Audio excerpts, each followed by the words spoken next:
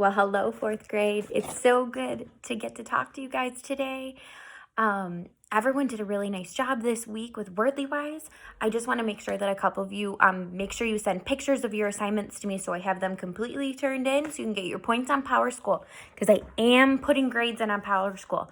They're not a lot of points. It's once you turn an assignment in, you get full credit. So just turn it in and we're good, okay? Lesson 13, you guys did a great job. I hope some of you had a good time with this.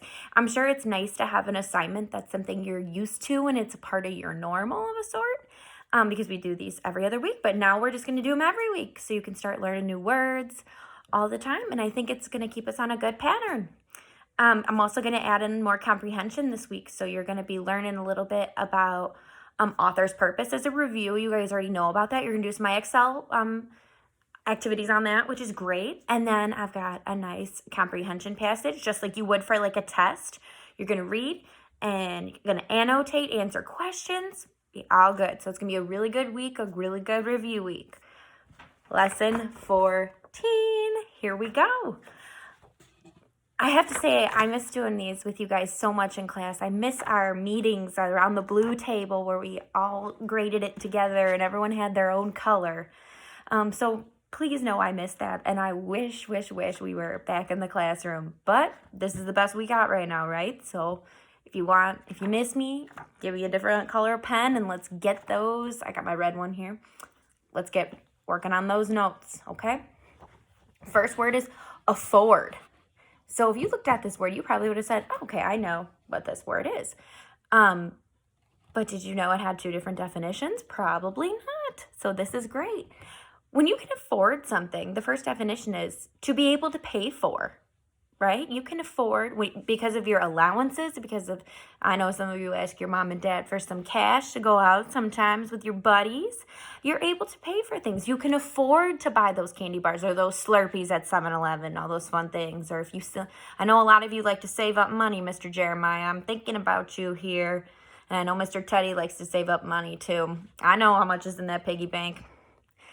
But you're able to afford things. You're able to buy things. The first sentence is, can you afford a new pair of running shoes? I wonder if any of you could afford a pair of running shoes right now. I know Miss Moody can't, because I'm saving up for something fun for the summer. The second definition, to be able to do. So this is where it's different. Make sure you're writing down two separate definitions. You can give it a star if you need to. I'm going to put a star right next to mine. To be able to do. And the sentence is, when you're on the soccer team, you can't afford to miss a night's sleep. So some of you cannot afford to not be in school because you need it to get smarter and to gain more knowledge, right? I love that. Here's one. We could not afford to end school because you guys had to keep learning. I love it. So that's why we're doing e-learning. Third definition, to give, to provide. Music affords me so much happiness. So that in that sense, they talked about how music provides something. Your parents afford things for you. They afford you so much happiness. And also they afford you a great education. They give you a great education because you get to spend some time with me here. That's pretty awesome. Oh, I love this. Ooh, okay. Here's an activity. Tell your partner, so let's say your brother, sister, mom or dad, whoever's at home, tell them why you can't afford to fall behind in your schoolwork. Genius. I want to know some answers. Go ahead and send me messages. You can leave messages, or I think you can, I'm going to sound like a dork here, but I think you can comment and like. So maybe comment and like and tell me what you think about the video. Next word is boast. Oh, I love this word. Because I'm one of these people when I talk about you guys. The first definition is to talk too much pride in oneself or in what one owns or has done. To brag. Ooh, so this is another word for brag. I'm going to underline the word brag. I think that's really important. That's going to be an easy way to remember this. When you boast about yourself, you just like to tell people all the amazing things you can do. For this sentence, they said May boasted about all the games she had won. So I'm sure some of you like to boast about, hey, about that That championship football game, I think it happened. Fourth graders, you had a really good game at the end of your football season. That was awesome. Who else likes to boast? Miss Moody's always boasting about her students and how amazing I think they are, but I think that's a good way. Second definition, to have and to take a proper pride in having it. I love that. So taking pride, underline that. That word's going to be helping, very helpful. Your pride, you're proud of something. I think that's really important. Our town boasts some of the best schools in the state. So they're very proud of their schools and how many great schools they have. Super cool.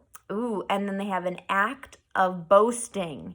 It was just a boast, Julio said. I can't really run 5 miles. So when you're boasting, you're just kind of given like, it's a word for saying, I'm bragging. Okay, so awesome. So here's another activity. You can pause, so you can do this in between. Discuss with someone in your house something a dinosaur might boast of. Ooh, what would they say? What would a talking dinosaur, what would they boast about? You'll have to let me know. Write me a little comment in the comments if you don't want to talk to anybody else in your house. Next word. I see a CH, so right away I want to say ch-ord. Nope. That CH can also make the k sound, so it's cord. Very good. It's awesome. Chord. So that is simple one definitioner. 3 or more notes of music played together. So a music chord. Madison, I'm sure you could tell us about this from being in the band, that you have music notes that go together. A chord, that's really, really nice. Becca played a few chords on the guitar. I can't wait to hear some sentences you guys have for this one. It's going to be really great. Next word, exceptional. Ooh, you can feel the excitement in it, right? Unusually good. Ooh, so it's amazing. Not many things are exceptional in this world. The fresh broccoli was of exceptional quality. I'm sure you could think of something that your family has cooked up in the last few weeks that has been exceptional, or a restaurant you've gone to. And I have an activity, so pause if you want to do this with your family. Talk to your family about an exceptional book you have read. I could think of one right now. We read it together. You better type it in the comments for me. I want to see who's paying attention. What book did we read that was exceptional? Next word. I love this word. Fortunate. Fortunate. And that means lucky. You're all so fortunate. Let's see. Because you have me as a teacher? Just kidding. I'm boasting a little bit over here. You're also fortunate because you have loving families that are there for you. You are so lucky, and I believe in luck, right? You are fortunate to have such kind friends. I have such kind students. I hope you are all being kind to your family members and being helpful. I hope, because you are very fortunate. You're very lucky. Ooh, what a fun word coming up. The next word is fringe. And for my girls out there, or my boys, who, we all like to dress fancy, but who has an outfit with fringe on it? Leave me a like or a comment and let me know. Fringe is an edge made of short lengths of material, such as thread, used to decorate clothes and curtains. I want you guys to go and look up an outfit. You can Google it if you need to, that has fringe on it. Or maybe look in your closet and you can send me pictures of an outfit that has fringe. That'd be super, super funny. My skirt had fringe down the side.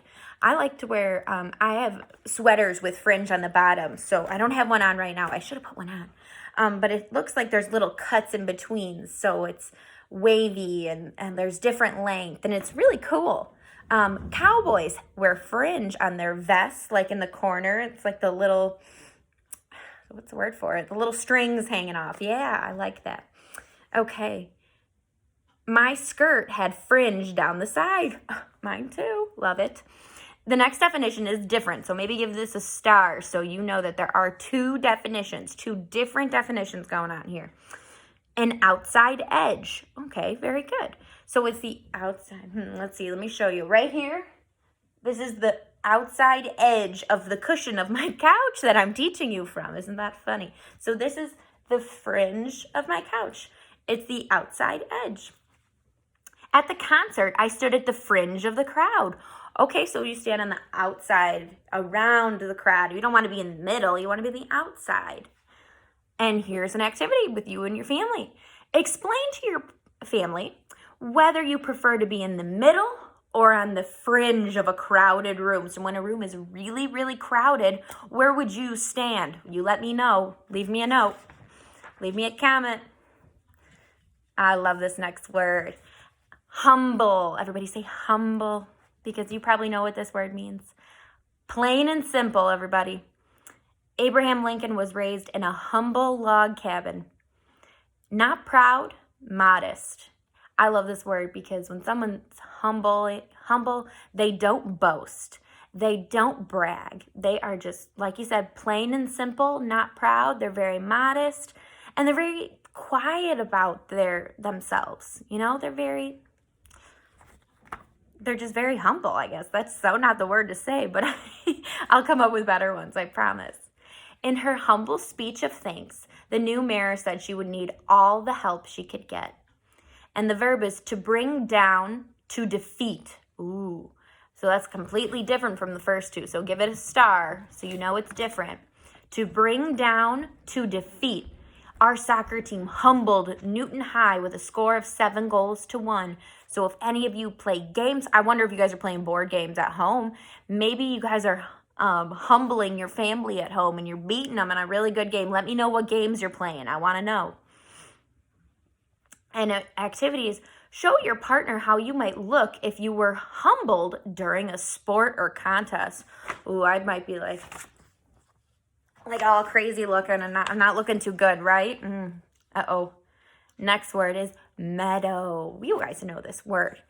It's a field of grass or wildflowers. I wish to goodness gracious that I could be in a meadow right now and not be stuck in my house. I would just love to go run in the meadow. Ooh. In the middle of the meadow stood a cow and its calf. Love it.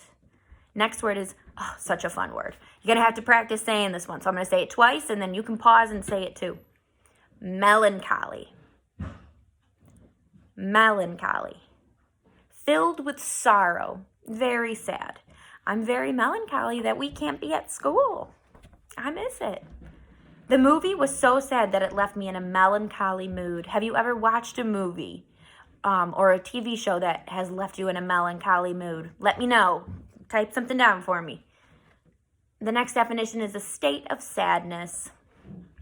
Our world is in a state of sadness right now. Our world is feeling very melancholy. If you go outside today with the rain and the wet, it might not feel very happy. His melancholy began to affect my mood, and I grew more and more dejected. So sad. Next word, we're going to have to practice this one twice again, okay? Obstinate. Obstinate.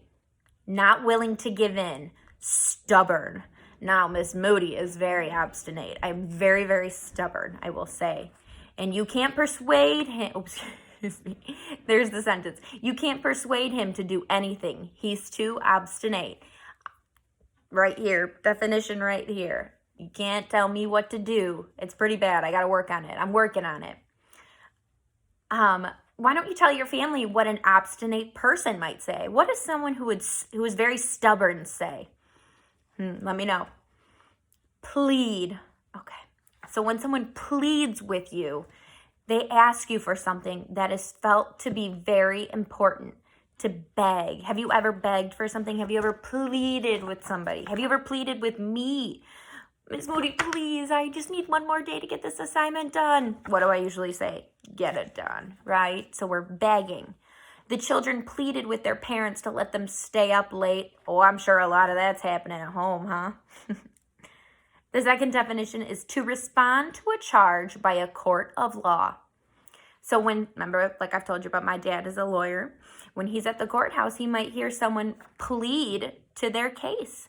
And this sentence says, the man said he wished to plead not guilty. So he got up there and he said, not guilty. He's in a way, he's not begging, but he is pleading and he's saying, I'm not guilty.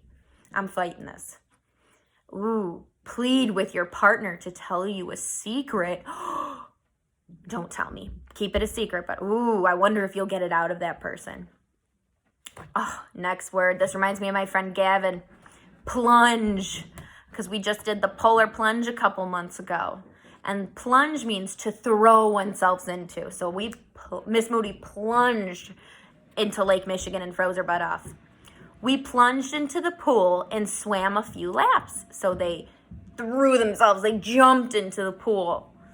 Second definition, to push or force quickly. I plunged the spade into the earth. 3, to drop sharply. The price of lemonade plunged when the weather turned cold. I'm sure right now that a lot of restaurants are plunging, a lot of their businesses. So make sure you support your local places if you can, okay? Because we want to make sure their prices don't plunge on us and we don't lose them. And the last one is a sudden dive or fall. My spirits took a plunge when I saw the first page of the test. A sudden dive, a sudden fall. So maybe your excitement just kind of falls. We don't like that. But that's got 4 definitions. So you guys really need to be careful on that one, okay? Next word is relent. Relent. To become less strict. Oh, I wonder if some of our parents at home are getting... are starting to relent a little bit. Maybe they're letting you guys get away with more than you usually do. Maybe you're sleeping in later than usual. My parents finally relented and said I could go to the concert. Ooh, have your parents ever relented to you? Have they ever given in to you? Submit. To give to someone, to look over or decide about. So when you submit something, you're pretty much turning something in, right? You guys submit your homework to me. You submit your book reports. You submit your Khan Academies. You submit your IXLs. Each student is asked to submit a picture for the yearbook. You turn something in. To give in to someone or something. Oh, so you submit yourself to someone or something. My sister was always telling me what to do, but I refused to submit to her. So you refuse to do what someone told you to do. And the last word is trudge. So that UDGE makes the J, trudge. And that's to walk slowly and heavily as though with great effort. We have to trudge. Remember when we were pretending to walk through the snow when we were doing those weather reports? We were trudging through the snow. We had to trudge through deep snow to reach the door. Awesome, you guys. I know that's a lot. I know 17 minutes is long. But I feel like these are really great words. And these are words that you're going to use every single day. And they also kind of relate to things going on in our world right now. I want you to look up, I hope you're watching and listening, for our word humble. There's a beautiful song. It's called Humble and Kind. And I would love for you to listen to it because it might help you remember the definition. All right? I love you all so much. I miss you all dearly. Hey, leave me a comment. Leave me a like. Let me know you're here and let me know you're listening because I miss you and I want to know, okay? And let's have fun with this. So if you need help, you reach out to me, type out an email to me this week, and I'll check in on you. I hope to Zoom with some of you soon. Bye-bye.